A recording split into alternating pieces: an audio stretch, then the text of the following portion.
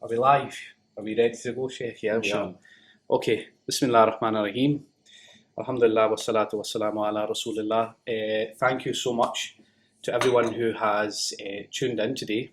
We're streaming on a number of different platforms. We are on Unity Family Services, iSyllabus, and we're also on my own page at Amer 786. So we'll start with a few introductions just for those of you who maybe are not aware. So my name is Amer, and I'm joined today by Shaykh Amer Jamil, and I'll just quickly run through. So Shaykh Amer Jamil has a law degree from Strathclyde University, also has an honours in Islamic Studies from the University of Wales. Shaykh Amer spent 10 years studying Islamic sciences, including 5 years with scholars in the Middle East, including Syria and Yemen, which also gained him teaching licenses, or as it's called, ijaza, in various Islamic sciences. So Shaykh Amer's main field of interest and his specialisation is in Islamic family law. Shaykh Amer is also the founder of Unity Family Services, which some of you may be watching on,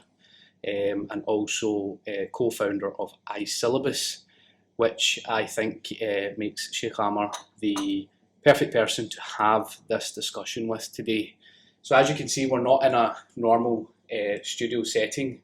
We've been very generously allowed to use Moss Coffee House, so thank you to the team at Moss Coffee House in Glasgow for letting us use their space. And the reason that we chose this was that we felt this particular discussion, although it's relevant to everybody in any setting, I wanted it to be more of a conversational, flowing discussion with Shaykh Amer. And the plan is that we'll have a wee bit of an engaging conversation. We'll go through the different types of disputes. We'll hopefully gain some practical tips and hints from Shaykh Amer. And then at the end, there are some questions that have already been given to me. And if anyone else has any questions, feel free to put them in the chat. So a bit of personal reflection on why this topic came up. And I think that anyone who's watching, if they're, I don't even think it's about honesty, but anybody who's watching will at some point in their life have come up against sort of disputes with people in various types of relationships, whether it's parents, whether it's siblings, whether it's husband, wife, uncles, aunties, it doesn't matter. We always, as humans, have personalities, we have different ways of behaving, reacting to things, and I think for me personally, one of the things I've been trying to do is proactively ask myself what is the prophetic way to deal with these types of disputes, because I don't believe that at the time of the Prophet ﷺ that they didn't have these types of disputes, and so I guess that's where this kind of discussion came from. So to open us up this evening, I'd like to ask Shaykh Amer just to give us some kind of opening comments on the topic that we're going to be discussing this evening, and again from an Islamic perspective, why it's important for us to have these types of discussions. So Shaykh, over to you. Yeah, so alhamdulillah, I think the topic touches most of us, because we all nobody lives in a perfect world. No one's got a perfect marriage, no one's got a perfect family. Everyone has their issues to a larger or lesser extent. I think from our Islamic paradigm, the topic is extremely important. Why is it extremely important? Because the emphasis that the Prophet ﷺ placed on it. So this idea of maintaining family ties is extremely important, and in many hadith it comes up. Whoever believes in Allah and the last day, when kana yu'minu billahi wal yawmil akhir falyasil rahimah, that they should maintain family ties. If you believe in Allah, believe in the last day, you should maintain family ties. Somebody who doesn't maintain family ties, the opposite, who breaks them, doesn't enter paradise. La yadkhul jannah qati'. So because of the emphasis that we have on this topic, it's extremely important, and it's also one of the areas, because obviously I'm in this field of marriage and family, an area that people struggle with. So sometimes I'm not surprised now, but I used to be surprised that somebody they're involved in maybe a really great community project. So they're doing a lot of community work, but their own personal life is a bit of a mess.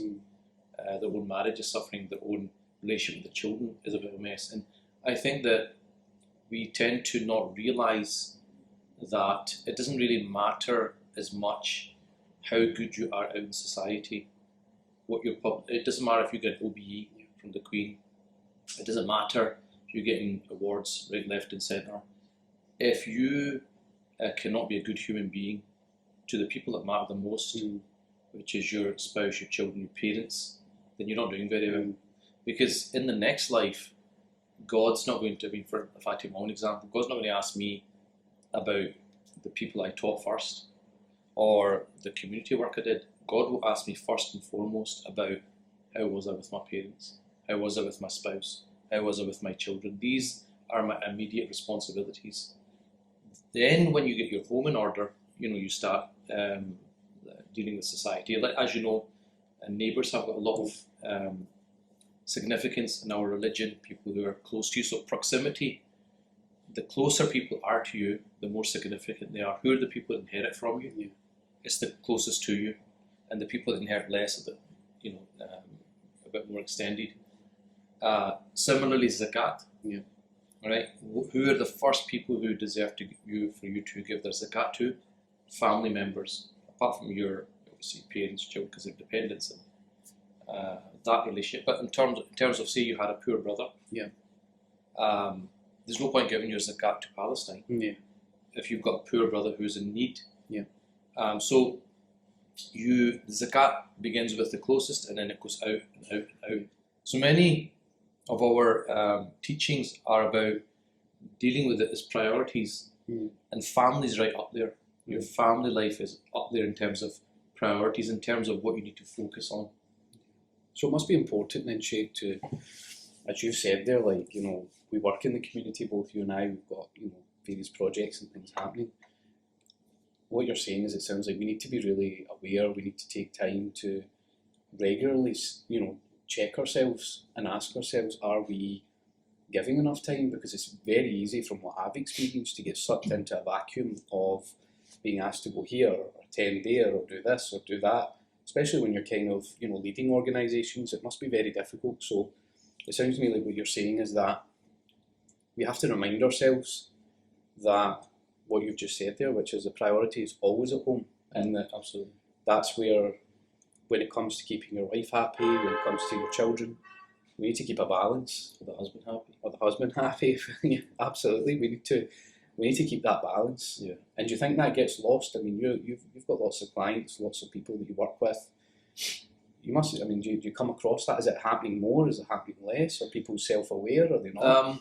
I think people just generally find family life difficult because, as you know, when you get first married, it's honeymoon period. That's not a problem. The cracks tend to appear a few years into marriage, 5, 7 years, 10 years into marriage, because things are not going to. I mean, if you've got an old car, right, at the beginning you got a new car, you got no problem. You don't have to get your MOT done for how many years I can't remember, right? But it's brand new. Nothing's going to go wrong really, and you're surprised if it does go wrong, right? But once your car is 7, 8 years old, you need to start paying attention to it more. It requires more maintenance. Your life is like that as well, right? For example, your health. As you grow older, you need to give it more and more priority than you did maybe when you were younger. And I think people lose that. They lose that fact that when it comes to marriage, unless you're injecting your time and energy into it, it's going to go stale. Unless you're putting your time and effort into building your relationship with your children, it will go stale. Right? Similarly with your parents. So I think that's number one. People take their eye off the ball.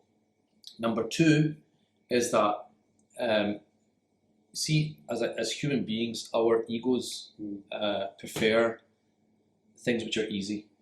So we like eating, we like drinking, we like sleeping, we like doing all the easy stuff. Even when it comes to studying, people like to hear stories, right? They like all the kind of light sciences. When it comes to heavy stuff, it's like, oh my God, this is heavy, it's hard. So as humans, we tend to shun that which is difficult. So I think one of the traps that people can fall into is that, see, it's fun doing community work.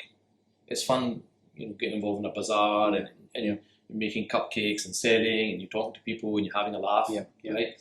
Whereas going home, you'll go home and your wife will have a list of DIY stuff for you to do, and you'll be like, oh my God, right? So it might be less adventurous stuff at home, right?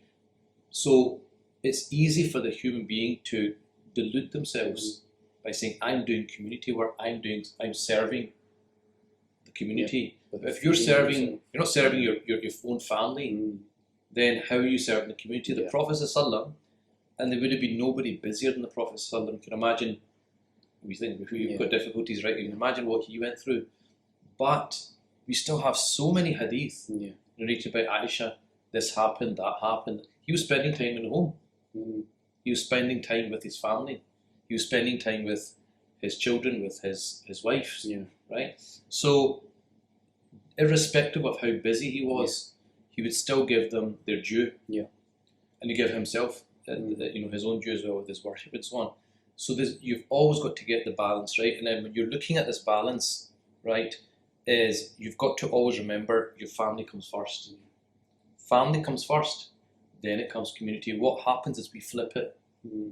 We get so involved in community work that we neglect family, and it's a very easy cop-out.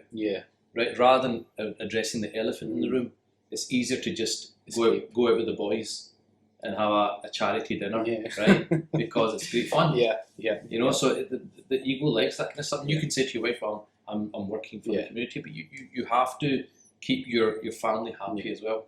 That's what I call Superman syndrome, is that sort of trying to go out there and kind of fool yourself that you're needed there more than you're needed at home. And I guess that's one of the challenges.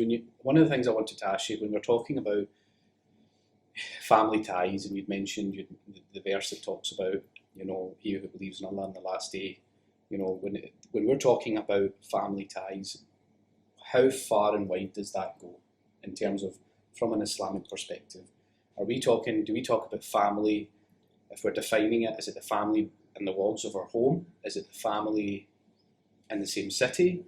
Where does that kind of responsibility go? And I know today's day and age is slightly different now. Ironically, we do have ways of reaching out to family members, and there's really no excuse to not have that kind of relationship. But let's kind of ask ourselves, what does that kind of, how do we define family in that context? See, the word aqriba in Arabic, which is translated as relatives, it comes from the word qareeb. Qareeb means to be near, right? So it's the nearest people to you, right? They have the most rights in you, and then the people that are the next nearest have the next right, and so on. It's like that, and there's so many rules like that. Like inheritance is one of them. Another one would be like financial responsibility. Like whose financial responsibility is this poor relative? Well, it's the nearest, then it's the nearest, then it's the nearest, then it's the nearest. So it's always like that. So it's like, the rights that your spouse and your children have on you, it's not like the rights your uncle or your aunt has. They're not the same. Right. So even that has got priorities. And if we're looking at, the next part that we're going to look at is discussing kind of the spiritual and communal benefits of reconciliation. So one of the things that I wanted to ask was, when we're looking at sort of prophetic examples, so at the time of the prophets, when they're looking at the story, for example, of Yusuf alayhi salam focusing on forgiveness, what do the prophets have? What should we be taking from the way that they navigated? Because as I said at the beginning there, there must be hadith, there must be stories, there must be narrations of disputes that took place at their time, and how did they navigate through them? What were their sort of ways of being, and how can we use that from their time and our time today? I think the first thing is, obviously, prophets are the best of humans, right? So we may not be able to emulate them 100%, but they're our role model. That's what we're trying to aspire to be like.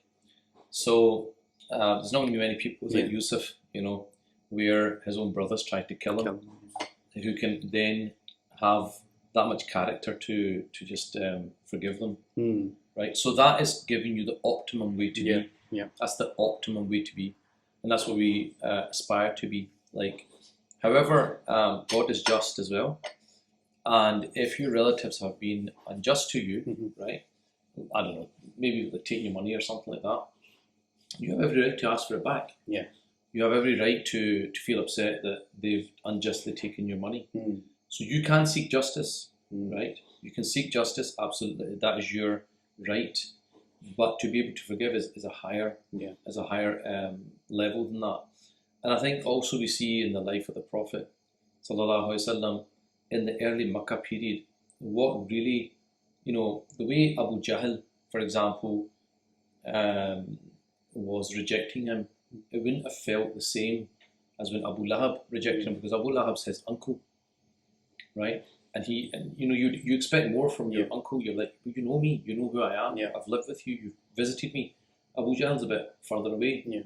So the Prophet, this was heavy on his heart. When his own relatives were not listening to him, but he kept going back and back and back and back and back. He never gave up his effort. So we try our best, but at the same time, not everyone can be like Yusuf, alayhi salam, and not every situation is the same, because not every heart's the same. So there are some which are extremely deep wounds, and other things which are just kind of petty. So you have to kind of categorize. So for example, somebody who's been sexually abused by a relative, you can't expect them to forgive the same way someone, I don't know, ignored you or something at a wedding or something, or they made something up. They made made some story up about you. They're not the same. So there's going to be variations between that. And so we're at this point in time talking about generally speaking, what is the general principle? We're not talking about specifics. No, you're right, and I think that's the next part where it talks about what we're going to talk about here is that, we know that in today's age that families are facing all sorts of different challenges, and you'll know through your work at Unity and some of the other work that you're doing in the community. One of the things I was thinking we could discuss was when we're looking at the situation of broken homes and divorces. So kind of what's your kind of guidance on preserving respect and communication when things like marriages end, because that seems to come up. A lot of the issues that I've come across, generally speaking, when you speak to the young people who are troubled in their youth about their background, quite a lot of them come from broken marriages, broken homes, where they've not had a settled life. So when we look at that from your experience and with your knowledge, what would you say is something that we need to be more aware of if we're in those scenarios? I mean, in reality, it's down to the parents. It's the parents, because the children react to the parents, right? The behaviour that the children are displaying is communicating something to us. And it's down to how they were parented. If someone's parented, with love and respect and all the good stuff, they're not going to have these issues. They're not going to have these hang-ups. The reason they've got these hang-ups is because those things were not given to them. And if they're not given to you by the closest people to you, the people that should protect you, should love you, the message that you're giving that child is that, well, if your own mother doesn't love you, if your own father doesn't love you, no one loves you. If your own mother doesn't protect you, your father doesn't protect you, guess what? No one's going to protect you. So then they have to, they start developing the self-belief that no one's got their back, right? And the only person who's got their back is themselves. And this is where they'll get themselves into difficulties and troubles and find it difficult to self-regulate.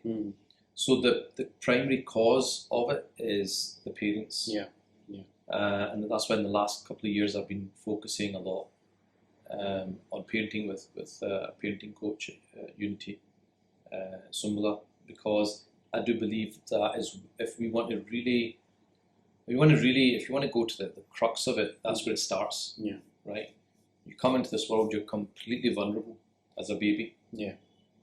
What the mother, primarily what the mother does, but then the father, is going to have the most impact on you, more than any relative, more than any teacher, more than anyone.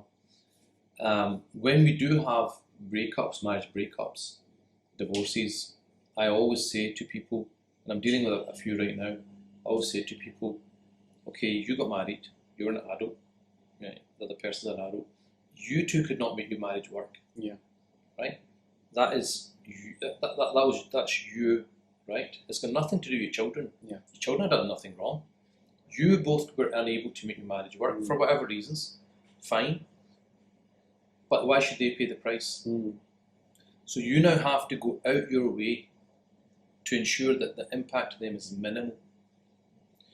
So do not say to them, "Oh, your dad did this," or "Your mum did that," or your mum didn't love you, that's why she left you. And that's abuse. Emotional That's manipulation. It's abuse, and God will hold you to account for that. Right? Children are innocent, and leave them like that. They say, "Look, mummy and daddy, we're not living together." Yep. You explain it in their own way, but do not bring your stuff into it. Do not use them as a weapon against your spouse. And a lot of people do this. They use their children as a weapon. I dealt with a case, and it's not in Glasgow, it's in England, but in effect, both parents are coming to the daughter, with their problems, their marital problems, and she's like the mediator. So that the daughter's become the mediator between the two parents, right? It must be quite common though, Shaykh. It must be quite common in these types of situations where mother and father are getting split up. Children become the sort of in-between, and it doesn't always necessarily have to be in a malicious manner. It could just simply be one parent offloading some of their feelings and then the other parent offloading. That's very dangerous. You're right. You're right. That's what I'm saying. When I'm saying malicious, I mean it doesn't necessarily have to be vicious dialogue. It can simply be a parent putting their emotions onto that child, and as you're saying, that's if you want to offload, go and speak to a counsellor. Yeah. If you want to offload, go and speak to your friends. Yeah. If you want to offload, go and speak to someone else. Don't speak to your children, because a child is caught then. Yeah. And you're affecting their relationship with the other parent. And then what will happen is, if you do that, and they say something to the other parent will say, "Oh no, but she did this as well." Yeah. And then all of a sudden, then you're affecting that child's relationship with the mother. So that's a very dangerous place to do, because it causes a lot of damage. Yeah. It causes a lot of damage. So you want to offload. I understand that you're human. Go and offload somewhere else. So some of the points that we were going to talk about there, sibling rivalries, parent child, they're going to probably get covered in some of the questions that we've had through. So one of the points that I think would be worth having a discussion about just now are when we're looking at two sides of two sides that are in the middle of a dispute, and both sides kind of feeling that they're right. So when we're looking at kind of resolving that type of dispute, where you've got two sides that are of the same sort of stubborn, sticking to their guns, we are not moving. So obviously that's a common thing, and they end up in a deadlock. So I'm again assuming here, but you may have had these kind of scenarios where you've worked with clients who they're not willing to budge, and so I guess, and I'm hoping that people who are listening here, we've been in these scenarios where we're like, do you know what? I know I'm right, you be right, and we're just going to look the other way and just avoid one another. From an Islamic perspective, what is the appropriate way to deal with that type of thing? And I know it's easy to say, well, you should be the higher, turn the other cheek, be the better person, as they say. Is that as simple as it is? I think that, again, it is a bit more nuanced. So if you're talking about siblings when they're quite young, you've got to allow them to resolve their own issues, right? Because if you're always, as a parent, refereeing, you're not teaching that vital life skill, because not everybody in life is going to agree with you, and you can't bring your mum and dad to save you every day. You're going to have to learn that skill of how to deal with somebody who is pushing your buttons. So you're teaching them how to stand their ground. You're teaching them how to protect themselves. So at that skill, I think if it's kind of younger children, you need to let them try to resolve their own issues. Right. If you're talking about more serious things where families are at each other's throats, where normally this comes down to two things I've seen: either money, so land, business, inheritance. You know, my dad said this, no, my dad said that. He said left it to me, no, he left it to such and such. So those feuds can be avoided. I just did a course in Dundee on a death course, and I added a section on inheritance. We were discussing this, and I said, look, this can actually be avoided if our older generation were a bit more savvy and realised, you know, something, I'm not going to be around forever. Yeah, I better get my money in order, money affairs in order, because what happens is they leave it for other people, and then other people end up fighting over it.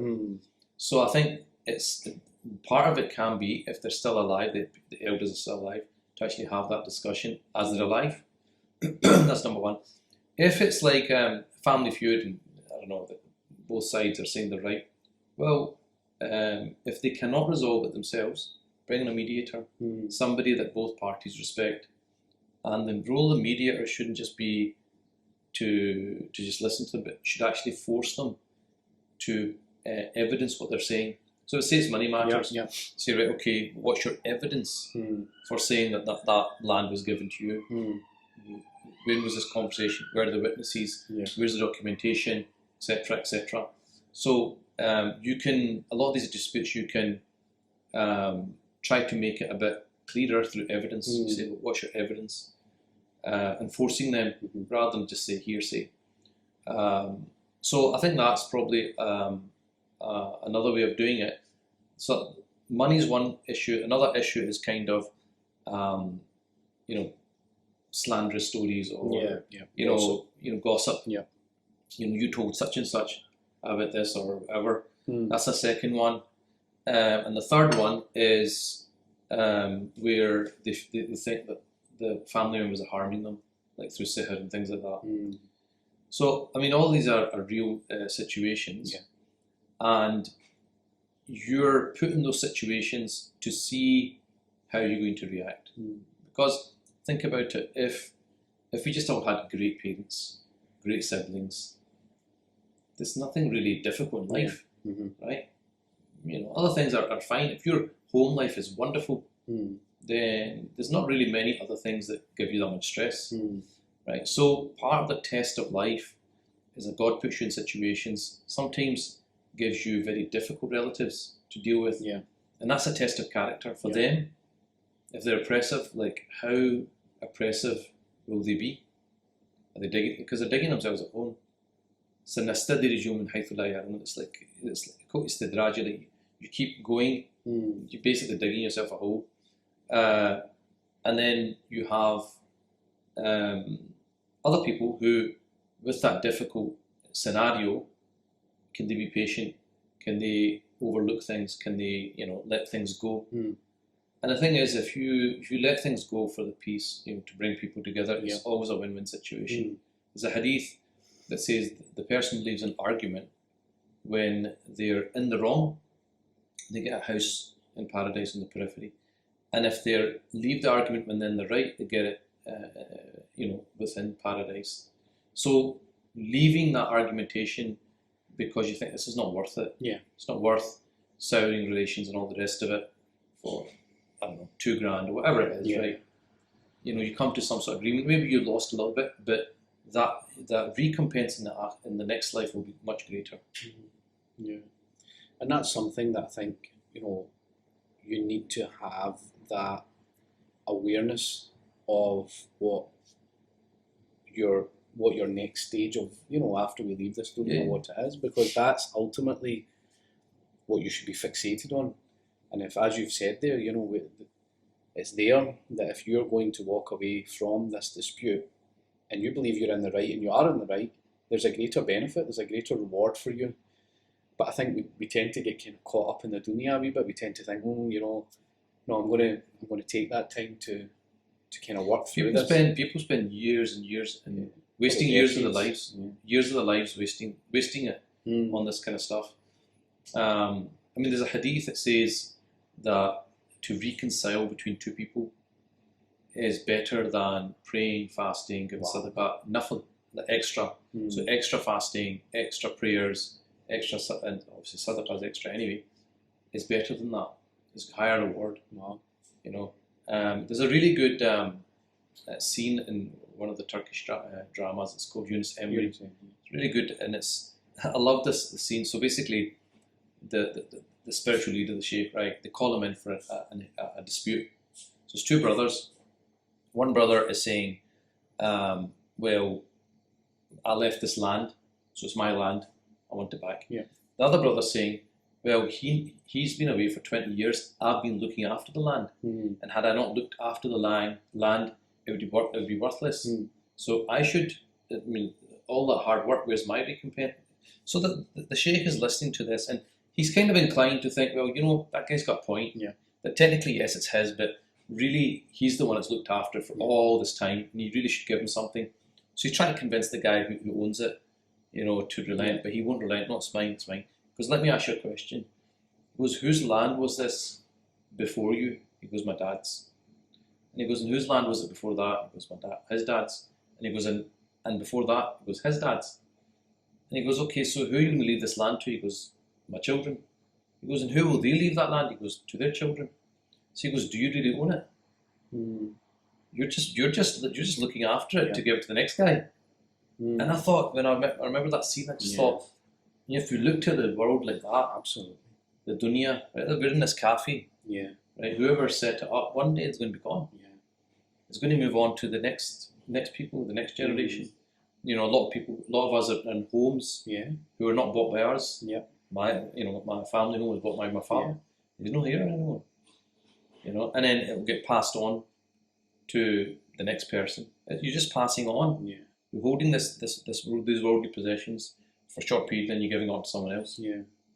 And if you hold on to it and you don't spend it, when you die, it will go into your inheritors. No, you're right. So we've briefly touched on a few, and as I said to anyone who's watching here, when we go to the Q&A section, there are a couple of questions here that I think would be pretty relevant for the audience that are tuning in today. But the next part, and again this does link to one of the questions, somebody asked the question, are there any scenarios where it is permissible to distance yourself, to not mend ties with family members? You earlier touched on someone who's maybe been the victim of abuse, physical abuse. There may be other kind of scenarios where there's been a lot of trauma there. So is there permissibility in severing ties with family? There's always exceptions to every rule. So, for example, I even read that if for example you're close to a family, but they're engaged in some sort of haram activity, right? Let's say they run casinos, right? And you give them da'wah, listen, you shouldn't do this, right? I don't want to eat food from your house because it's haram money. And they just kind of, they won't listen. You're allowed to distance yourself with the intention that it's to send a message. Okay. Right? And I actually know people who used to sell alcohol, and their relatives, a number of them just pulled away and said, we don't want anything to do with you because of the alcohol, and actually forced them to give up that business. So it can work. So there are obviously exceptions to this. And then, like I said to you, there are people who have been severely traumatized, and you can't treat them the normal way because it might not be possible for them. It might be just too much mental stress for them. Things like sexual abuse cases are obviously exceptions as well, because seeing that person might trigger them. Right. So you can't expect them to be going over to their families and all the rest of it. So there are kind of cases where you're allowed to distance yourself. What they tend to say is the bare minimum is to exchange salams. Okay. So you see somebody at a funeral, you see somebody at a wedding, Assalamu alaikum, how are you? That's it. You know, you're still maintaining some semblance of family ties. You've not completely severed. So in that situation, it would be that you see them and you just ignore them, right? That would be severing ties. But if when you do see them, you give them salams, but you keep your distance. That's okay. That's permissible. Yeah. If you just see them on Eid or just send them a message on Eid, you know. So I think every situation is different. Yeah. So if I was talking to somebody and they said, "Look, I'm just traumatized. Yeah. You know, my parents beat me up and did this to me and did this to me and did this to me, you know, and all sorts of injustices, and I'm still carrying that stuff and I'm working with a counsellor or whatever." You can't expect that person to be play happy families, right? That wouldn't be just. So depending on the severity of the situation, but what you can do is pull back. You don't have to be going over every week, right? You can pull back and go less often, or pull back and just keep touch through WhatsApp or Eid or whatever, things like that. And is that specific to the position of that family member? So, and I get it, you're right. If we're looking at the kind of gravity of the situation, if we put the abuse side right up at that end, and then the lower end of the spectrum, kind of more pettier kind of disputes, I'm assuming that that's irrespective of who that family member is, whether it's a parent, whether it's a third cousin, it doesn't matter. You still have the right, depending on the gravity of that kind of dispute, abuse, whatever it might be, you're still allowed to step back from that. Is that? Yeah. Because, I mean, as you know, and there's plenty of cases in the news, even parents can be very abusive. Sometimes children are killed through neglect. Yeah, we saw that. Children are abused. All sorts of things are done to them by malicious parents. So that does exist. It's not as if it doesn't exist. There are situations where parents will manipulate and use guilt. I mean, I know a case of this is in America, and lady's like a doctor, right? So it's a professional. But it's very clear from talking to her, and she talks about her children and what happened. And the mother's got this hold, this kind of control, and basically throws a tantrum. And she throws a tantrum and basically says, God won't forgive you unless you obey me. That kind of uses that kind of tactic, and that's affected her, and it's affected her marriage. So every situation is different. A person is allowed to protect themselves, but at the same time, the hesitancy is that sometimes people will exaggerate. The parents actually being not that bad, but in their mind it's extremely it's extremely bad. Just 1 second. Yes. This is how relaxed and genuine this live stream is. Shaykh's getting calls, but it's all good. Sorry, you were saying? That's to do with somebody's divorce case. That's why the person's calling me. Told you he was the right person to have this discussion with. So Shaykh, let's have a look at. I mean, a lot of people who are watching this potentially will be watching this. We'll be looking for those practical tips that we can take away, that we can implement in our everyday life. The mindset obviously seems like a big one, because we're talking about being aware, reflecting on ourselves, how we're going to be held to account. You've talked about how you'll be accountable in your grave for how you've treated your family before anything else. So this all kind of circles back to that kind of mindset of irrespective. And again, we're not talking about the extreme cases. We're talking about the kind of day-to-day, he said, she said, he took, what kind of, pettier, more kind of topics. It sounds like a lot of that we need to ask ourselves. So when it comes to being questioned in our own graves, we'll be accountable for how we reacted, how we responded, not for what the other person's is. Am I right in saying that Allah subhanahu wa ta'ala will not say, you were okay because they did that to you, so you're okay to swear at them or to talk back bad to them or to whatever it might be?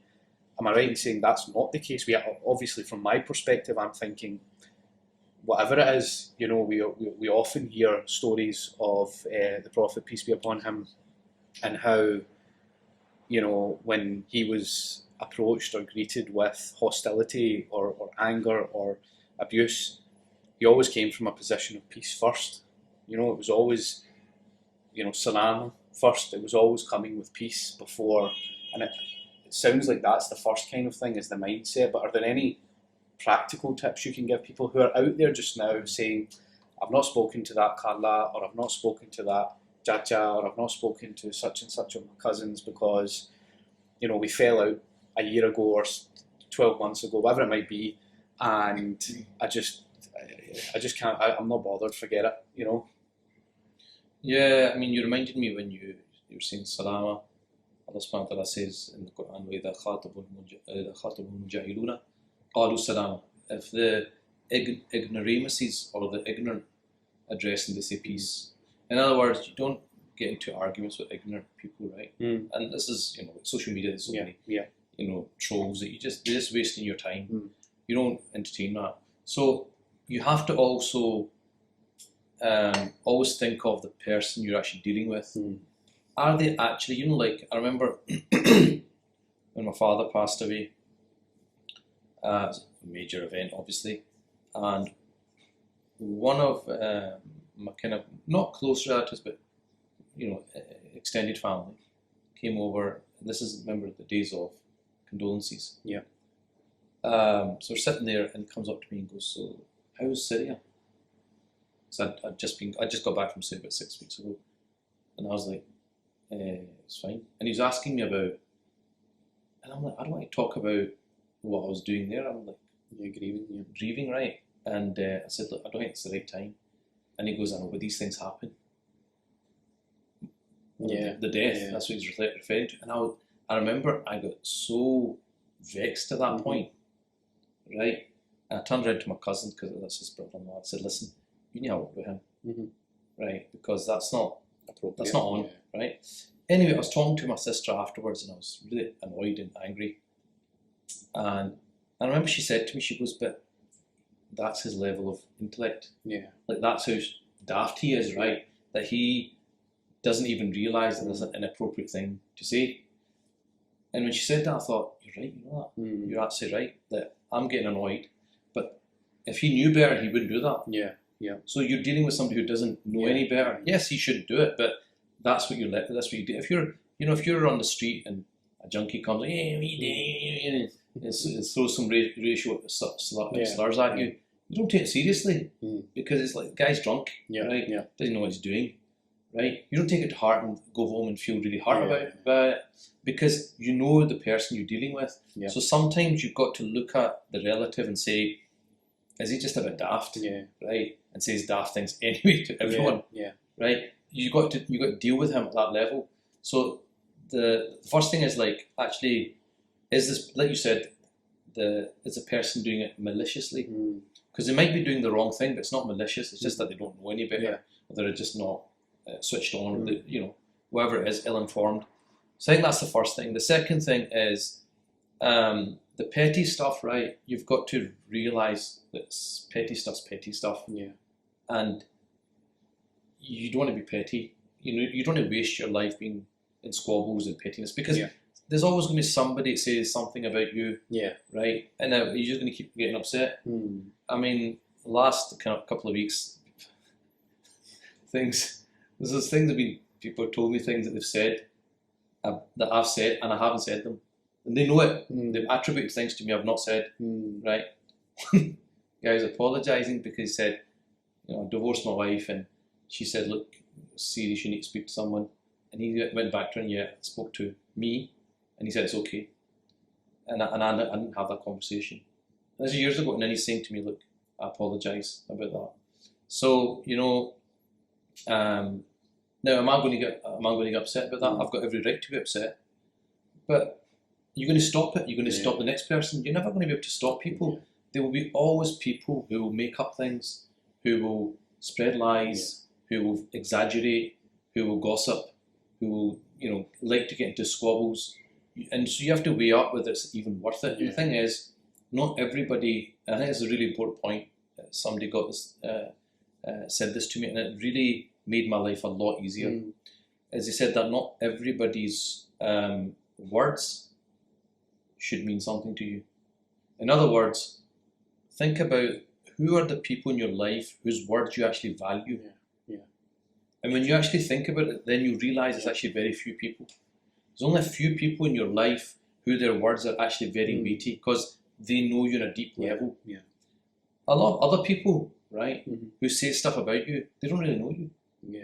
Right? So their value of their words is, it's not really, I mean, it's hurtful, but when you think about it, you're actually, the problem is you're giving it too much value. You're giving it more value than it's actually worth. You've got to treat it like that junkie. That look, okay, guy's drunk, or this guy's just an ignorant person, or this guy's whatever he is, or this person doesn't know me, or this person has got the wrong end of the stick, or has been listening to other people about me, whatever it is, right? And just let it go. So what if they hold that opinion, don't hold that opinion? It makes no difference to your life. One of the things I try and do, Shaykh, is I kind of try and give people the benefit of the doubt, and often, actually, if I hear people who may be, criticising me, or the people, as you said, people are going to always have something to say. More often when you're public facing and out there, and people always have things that they want to say, but quite often, I generally try to think to myself that, give them the benefit of the doubt. You don't know what they're dealing with at home. Quite often, you might find that their comments and their criticisms are coming because of unhappiness at home in their own lives. They're jealous. There's envy. There's sadness in their own life, and therefore, talking about someone gives them that. The shaitan will feed on that and let them get a bit of a rise. It says more about them than it does about you. It's what they're experiencing, what they're going through. Number one. Number two, and I know this from experience because I've dealt with so many cases, is that when people say, "Oh, this was said about you," or "that was said about," I take it with a pinch of salt. Because so many times when you've gone back, it's not exactly what they're saying. So either they're relaying half the message, or some of it, or 80%, or 90%. 10%'s got missed, or words got missed here, words got missed there. So I'm very hesitant. When people say such and such was saying this about you, all the while you're getting worked up. Because you don't even know if it is it really that's how they said it, or is that how you've picked it up? True. So I think that when you take a more cautious approach, like, okay, let me just wait and see. Let me just verify this first. You'll save yourself a lot of headache. I think what happens is we jump the gun. We're too quick to believe people. And take their word that whatever they said is 100% true. That's true. Right. So I know that, okay, this relative in the past has told me a lie, for example. So it'd be very, very silly of me to believe everything they say after that. I've got to go with the evidence. The evidence is this person's lied to me before, they could lie to me again. So listen to them like, okay, let me just double check that because I'm not sure. So this is the thing, like there's a hadith, the believer's not stung from the same place twice. So I think that's another issue, that the conflation with forgiveness and people don't understand forgiveness properly. Forgiveness doesn't mean forget. They say forgive and forget. You forgive and forget in one sense, and you don't forgive and forget in another sense. The way you forgive and don't forget is that, okay, this guy defrauded me. I will never engage with this person with money ever again. Right. So I don't forget what he's done. Because he's done this to me before, he could do it again. Even though he's turned a leaf and maybe he's mashallah, right? But I don't know. If he's done it once, he could do it again. So you don't forget that. What you do forget when you're forgiving, you let go of the hurt. You get let go of the fact that this person hurt you, and you don't wish for them to be held accountable in the next life. So you forget that part, but you don't forget the fact that the person lied, or that the person betrayed your trust, or that the person defrauded you. That thing makes you cautious. You've learned from that. You learn from it, right? Otherwise, you would remain naive. Of course. You remain naive. And this is the problem we have in the community, is that they say, "Oh, the person's in Tawbah. They're a new person now." And you're like, "Yeah, they're in Tawbah. I mean, I'll accept it." But doesn't mean you go in blind again. yeah, if the guy had a problem with alcohol, Mhm. right, you don't put him next to alcohol again. Yeah, that's right? true. Yeah. So maybe he's done tawbah, that's fine. But if he's got a history of grievous bodily harm, Yeah. don't put him in situations where that might occur. Yeah. Yeah. You know, so whatever, because human beings are weak. Yeah. Of We're course. weak.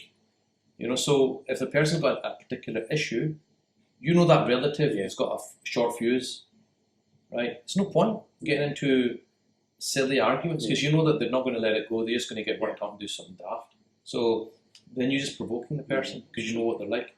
See, a leopard never changes the spots. Yeah. Something like that. Anyway, we're coming close to the end of the live, and that takes us on to the Q&A section before we wrap up. And so I will turn to the questions that I've got here just now, some of which we've already answered. So the first one was any scenarios whereby you're permitted to not forgive a family member, and obviously Shaykh's already touched on those, kind of depending on the severity of the dispute. There is permissibility there to stay away from that, to protect yourself. The second one was lots of disputes come from people within families stirring things up or gossiping. What advice can you give to those of us who are stuck in such families? So if they know, if you're in a family where they're saying here people are stirring things up or gossiping, if you're an observer to that perhaps, or maybe it's your family, or maybe you're a part of that. Yeah, so you try your best. So let's just say it's a gossip situation, right? And it's getting, it's making things worse. You can maybe step in and say, all right, so why did they do that? So basically you get the people thinking. Mm. They say, oh, they did this, they did this. And you say, oh, okay, why did you do that? I don't know, it's just, no, but people don't do things for no reason. There must have been a reason. What's the reason? So you get them thinking, hold on a second, why did he do that? Right? So I think that's one. The other thing is if it's just like backbiting, putting people down for no reason, you can change the conversation. Mm. So you say, oh, yeah, and just take off in a different direction. So you can do all these kind of different tactics and techniques. But if they just insist, you say, I need to go. Remove yourself. Yeah, you remove yourself from the situation. I need to head. Something's happened, or someone's called, or I need to get going. Right. I need to go and do something.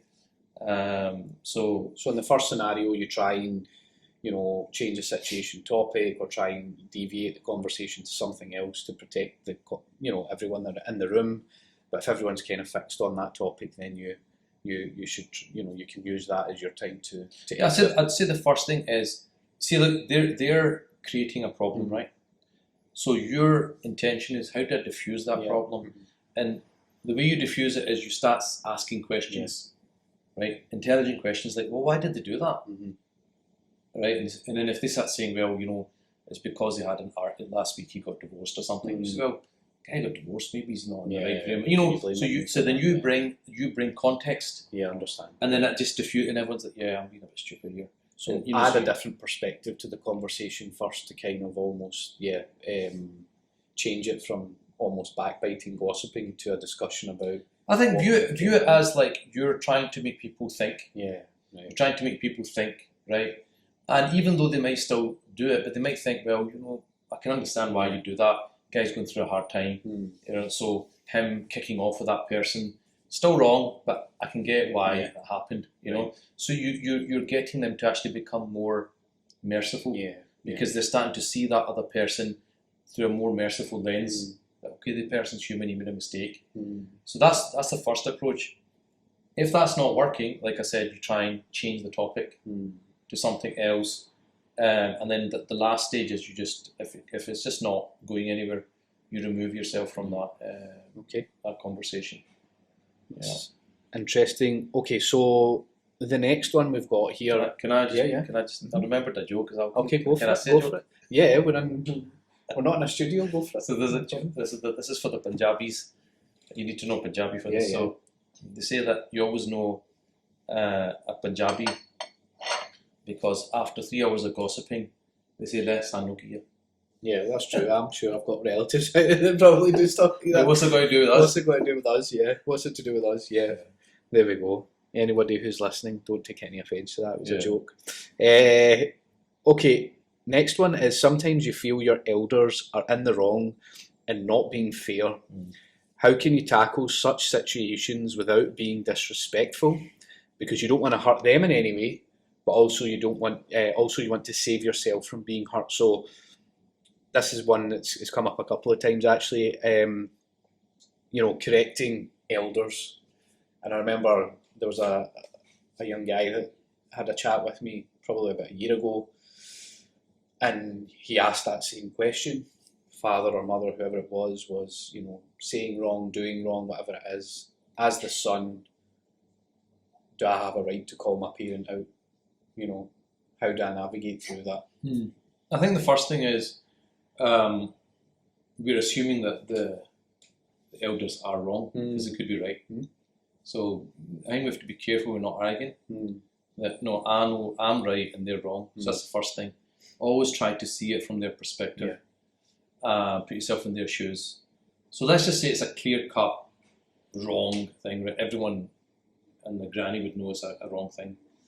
In that kind of situation, again, you have to look at the person in front of you. What kind of elder is it? Is it the type of elder you can actually talk to and be and he's quite reasonable, or is the kind of person that gets angry? Yeah. So I think if you're dealing with a more difficult kind of elder, you have to first of all give them their due. So, for example, you say if they're saying something right, you say, "Of course, Uncle. You've got more life experience. You've seen these things. You're obviously your perspective is, it's based on something, and so you basically praise them or give them their due. That yep, I get it. I can see what you're saying, etc., etc.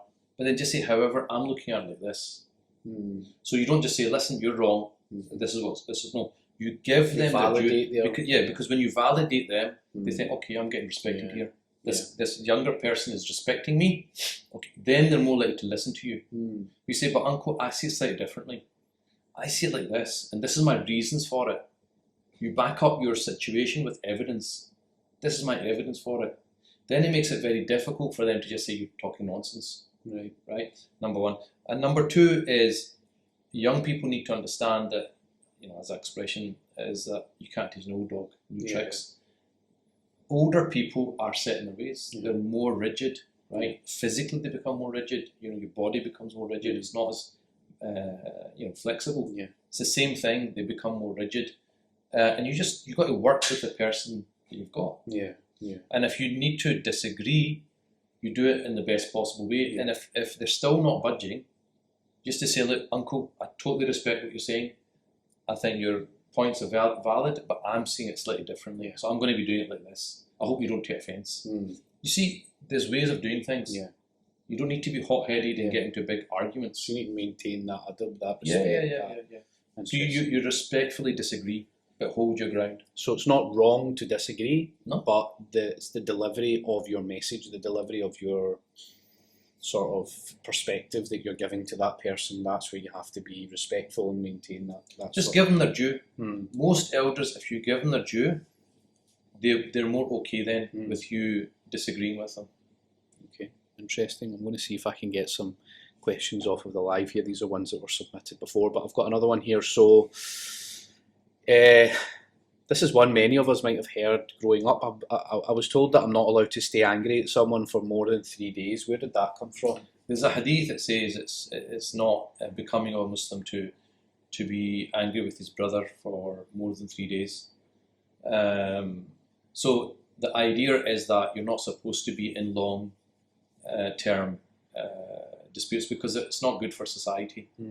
So, okay, you're initially got a problem, but when things calm down, you need to kind of resolve it. But like I said, there are exceptions to that. Like that one I was saying to you, if they're doing something wrong, you're allowed to not speak to them more than 3 days. If by doing that you think you can put pressure on them to do the right thing, I'll give an example of that. Like they're involved in gambling or something, or alcohol or something. So there's always exceptions. That's a general rule. As a general rule, somebody who you've had an argument with or other, after 3 days you should try and resolve it. Okay. So that's where that came from for whoever was asking that one. Next one is, my cousins haven't spoken in years and it's driven a wedge between their family and made it awkward for the rest of us when we are at family events. Both of them are stubborn, both of them think they are right and won't back down. How can we as the family help them fix things between them? So, coming back to that mediation thing again, is that? I think the thing is, okay, those two people have a dispute. That's their problem. Yeah. What's it got to do with you? Yeah, I think this person's saying it's making it awkward at family events and when the family are together because there's two cousins who are perhaps... Yeah, but the thing is, I'm saying they're both awkward with each other. You don't need to be awkward. Yeah. So the rest, say there's 10 people, there's 10 cousins and two of them don't get on. The other 8 can get on. Yeah. Right, and get on and have a laugh and interact with each of them. Right? So what I'm saying is that don't allow their awkwardness to spread and make everybody awkward. You know, you want to make your cohesiveness affect them. So there's not an onus on the people outside of that conflict to try and go in and try and resolve it. No, that you should resolve it, because I remember I mentioned the thing about reconciling. But it's about understanding these two people, their natures. What's the best possible way of reconciling? Some people you can sit them down. Yeah. And this has been going on for a long time, so they're like entrenched. So what possibly you can do. In fact, you know, there's a hadith that says lying is permissible in 3 situations. Guess what? One of the situations is to reconcile between 2 parties. So you can actually go to cousin 1 and say, by the way... He said sorry. Yeah. Well, I was with cousin 2, you know, and he really misses you, you know. He really... he was talking about you. So cousin 2 could be like cursing the guy. But you go and say to him, he was talking about you. So you don't say he's cursing you, he says he's talking about you. So you put a spin on it. Right, okay. Right? You put a positive spin on it.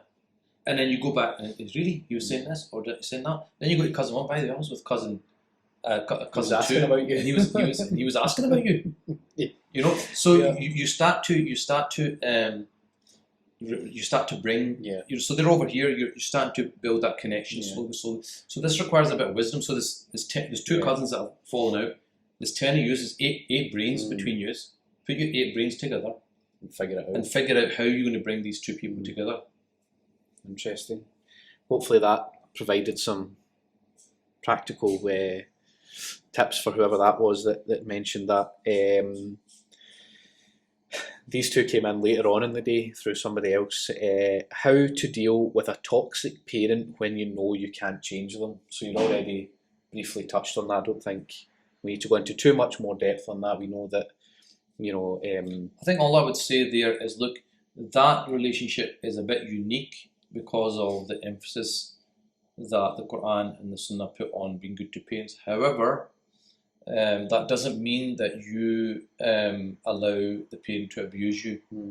So if they're, again, we're just assuming that this person's correct. Right. That's the first thing. So I'm not. If I sat with them, I might say, well, actually, your parents are not that bad. Right? But let's just assume they are a toxic person, right? They're just a problematic person.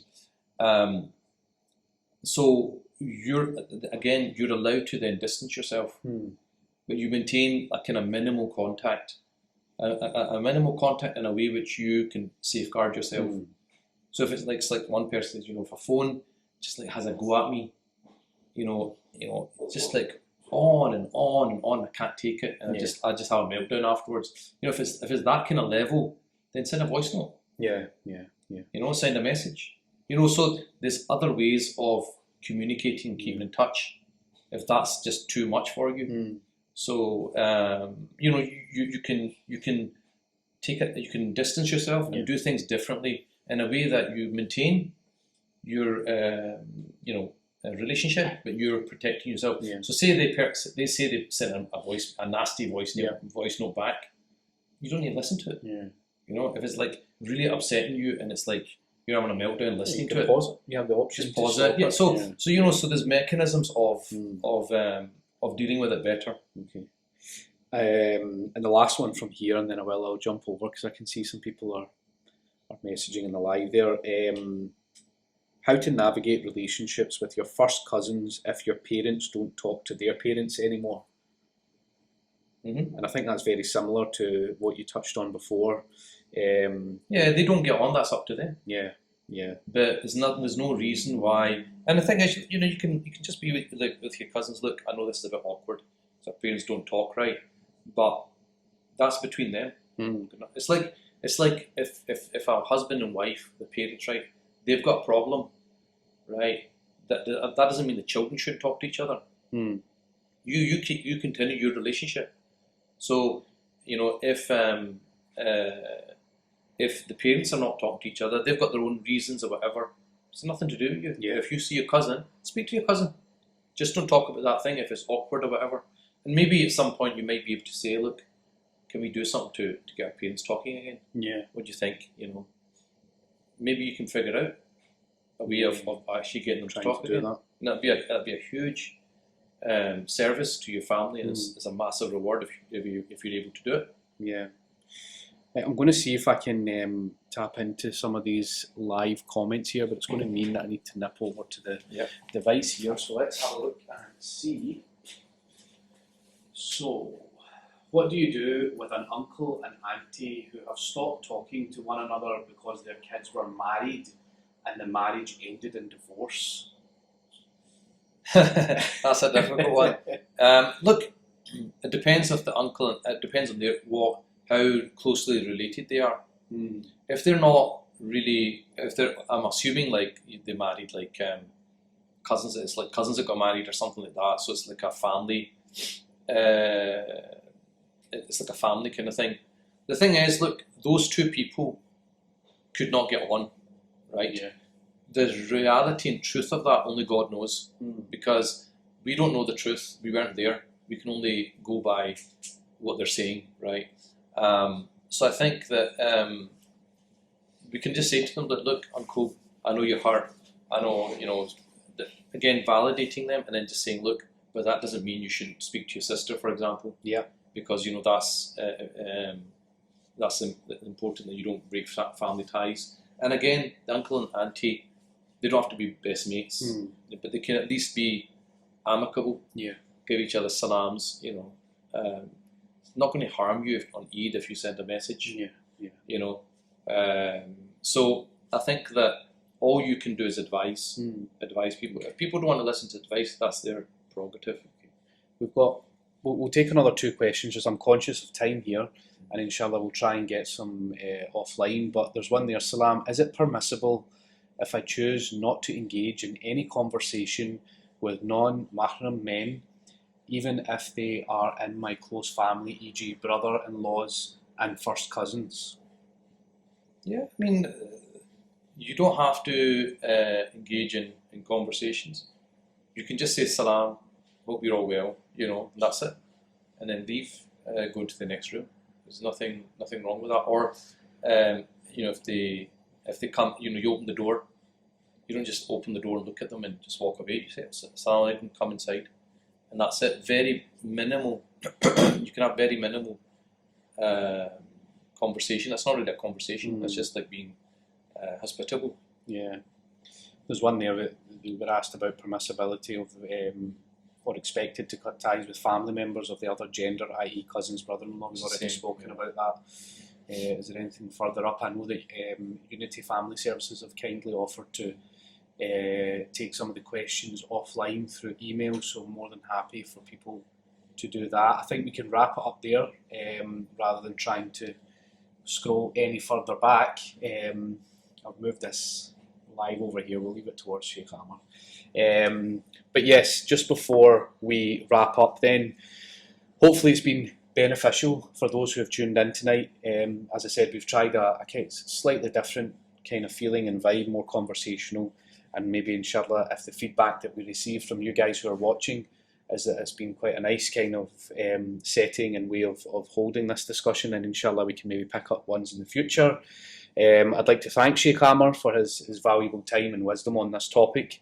I'd also like to thank again our Mosque Coffee House team for keeping the space open and allowing us to use their place for this.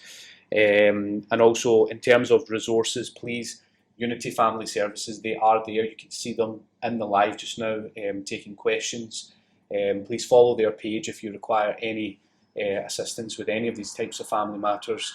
You can contact them and they'll be able to help. And just a final kind of reminder from yourself, Shaykh, and maybe a dua just to finish, inshallah. Yeah, so I think that, we just as human beings, not even as Muslims, just as human beings, relationships are difficult sometimes to maintain. You are going to have that relative that you just don't get on with. You're going to have difficult people in your families, and these are tests for us. It's a test of our character. Are we going to be able to deal with those people or not? The Prophet ﷺ, did he like everybody he dealt with? No, he had to deal with everyone. And that's the thing with relations, is that sometimes God puts difficulties in our path to see how we're going to behave, how we're going to react to that, and all of it ultimately is a test. It's a test of our character. So we have to bear that in mind, that that's just part of life, and not all relatives are going to be singing your praises. Look at the Prophet; he was the best of all people, yet he couldn't get those. He had 4 uncles at the time. Hamza becomes Muslim not straight away. He dies in Uhud. His other uncle Abbas actually became Muslim very late on. So after a long period, actually, and then Abu Talib, his uncle, doesn't become Muslim. Abu Lahab becomes his enemy. These are the closest people to the Prophet.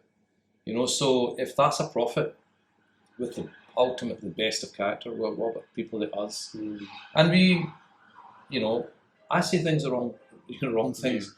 I make mistakes all the time. I sometimes say things I shouldn't have said. So the same way we want people to be forgiving to us and overlook our mistakes, we've got to, also stretch the hand out to our relatives as well. They will say the wrong thing. They will sometimes, get it wrong. That's human, and we've got to be able to forgive and move beyond that. And the thing is, it's in everyone's interest.